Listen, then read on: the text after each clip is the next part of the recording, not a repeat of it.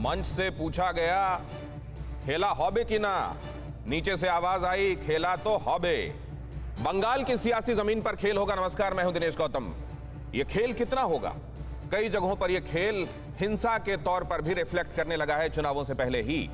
हमारी आज की कड़ी में आप सभी का स्वागत है। मुख्यमंत्री ममता बनर्जी ने आज हुगली के मंच से मोदी को सीधी चुनौती दी। चाहे जो करना है कर लो, बंगाल में बंगाल का ही शासन होगा, गुजरात का बिल्कुल नहीं। दूसरी तरफ बीजेपी इस महाभारत में ताल ठोक कर खड़ी है कि चाहे जो हो, पीसी राज बंगाल से उखाड़ फेंका जाएगा। और इन सब के बीच बीजेपी और टीएमसी दोनों के लिए मुश्किल बनने जा रहे हैं दो नाम।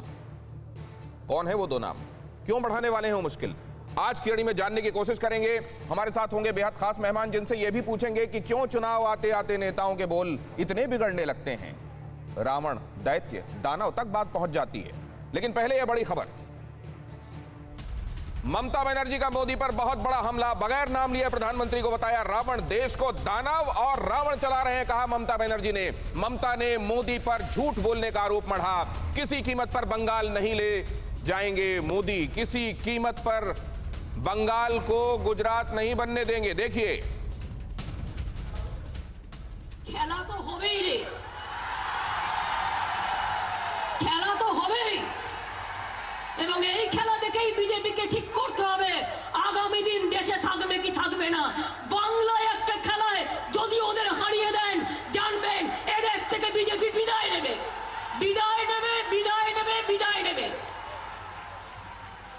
একটা পার্টি, একজন দানব আর একজন দৈত্য, একজন রাবণ আর একজন দানব, দুইজনে মিলে দেশ চালাচ্ছে। कई तो बहुत सारी बातें गई, लेकिन ये एक तरीके से अगर आप इसे बदजुबानी मानते हैं तो इसका कल्मिनेशन आज के भाषण में था। दैत्य, दानव, ये दो मिलकर रावण और दानव चला रहे हैं देश को। इसके पहले भी आपने कई मौकों पर कहा, देखा होगा, ममता बनर्जी ने कहा कि हिंदुत्व सिखा दूंगी कान पकड़कर मोदी को। कभी ये कहती हैं कि हिंदी सीखनी है तो मैं सिखा दूंगी कान पकड़कर मोदी को। यहां तक बात नहीं, अब दैत्य और दानव तक, रावण तक बात पहुंच गई। गौरव भाटिया, प्रवक्ता भारतीय जनता पार्टी के हमारे साथ, सुपर्णो मोइत्रा, प्रवक्ता टीएमसी के, बहुत संभ्रांत तरीके से अपनी बात टीएमसी में रहते हुए भी कहते हैं, बड़ी हैरानी और आश्चर्य होता है, सुखद आश्चर्य। हमारे साथ सुरेंद्र राजपूत जुड़ रहे हैं, प्रवक्ता कांग्रेस के। अजमल खान प्रवक्ता हैं AIMIM के, हमारे साथ इस चर्चा में शामिल हो रहे हैं। इसके अलावा अभिषेक हमारे संवाददाता कुछ देर में हमको ज्वाइन करेंगे। लेकिन सबसे पहले आज की इस रैली में मैं सुपर्णो जी आपसे जानना चाहता हूं, जरूरी था क्या सुपर्णो जी ये इस तरीके के विशेषणों का इस्तेमाल, इतने नकारात्मक विशेषणों का इस्तेमाल देश के प्रधानमंत्री के लिए, उनके साथ के लोगों के लिए?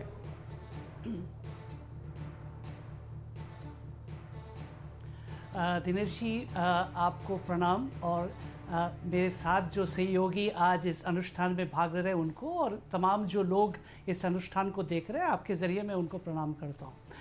पहला चीज़ जिसके बारे में आपने जिक्र किया है, हमारी जो पार्टी की नेत्री है और तृणमूल कांग्रेस के जो सुप्रीमो है ममता बनर्जी जी, उन्होंने एक प्रतिमात्मक तरीके से उन्होंने रावण शब्द का प्रयोग किया। और अगर रावण का अगर हम मतलब समझने की कोशिश करें तो उनका जो 10 सिर जो था, उसका 10 गुण उसके बारे में बात करते थे। कौन सा 10 गुण था उनके बारे में? एक है अहंकार, दूसरा बुद्धि, तीसरा है चित्त, चौथा है काम, क्रोध, लोभ, मत्सर्य, मानस, मोह और मद। ये जो 10 जो गुण है, और राम और रावण के बीच में जो लड़ाई हुआ था वो सच्चाई और बुराई की लड़ाई।